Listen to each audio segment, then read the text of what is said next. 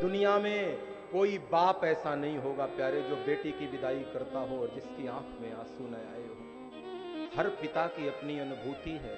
मैथिली शरण गुप्त तो यहां तक कहते हैं अपने साकेत के नवम सर्ग में, एक पिता को एक लौता बेटा हो ना और पिता की बेटे की मौत हो जाए तो यद्यपि पिता के दिल के टुकड़े टुकड़े हो जाएंगे, पिता रोएगा, लेकिन दुनिया में कई ऐसे पिता मिल जाएंगे एक लौते बेटे के मरने पर ना रोएं। लेकिन मैथिली शरण गुप्त कहते हैं पिता बेटे के मौत पर न रोया ऐसा तो मिल जाएगा, लेकिन बेटी की विदाई हो और पिता के आंखों में आंसू न आए हो ऐसा बाप मिलना मुश्किल है।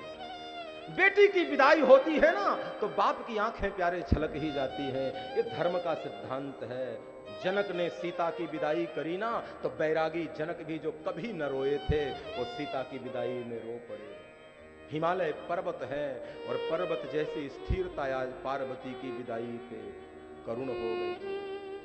बेटी और पिता का संबंध ऐसा होता है ना, मां की तरह पालती है पिता को। पिता कहीं देर से लौटे ना, पत्नी सो जाएगी लेकिन बेटी जागती रहेगी।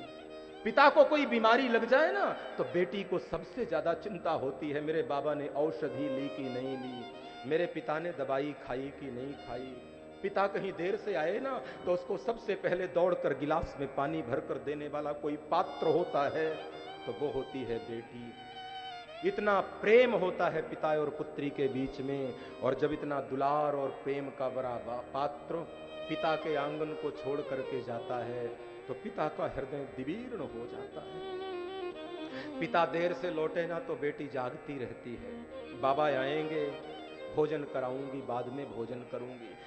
जन्म से लेकर 22-25 वर्ष तक घर की हर चीज को मेरी मेरी मेरी मेरी करते रहती है बेटी, और फिर माता पिता जहां भेज देते हैं आंखों में आंसू भर करके चली जाती है, सब पराया करके चली जाती है। एक भी वस्तु तुम न दो तो मुस्कुराती हुई जाएगी और अपने माता पिता का कल्याण चाहे। घर में छोटा भाई हो ना तो उसको हृदय से लगाकर कहती अभी तक मैं थी तो तू पिता को परेशान करता था, चल गया, लेकिन अब मैं जा रही हूं। पिता को सताना नहीं, पिता को कोई कष्ट नहीं देना।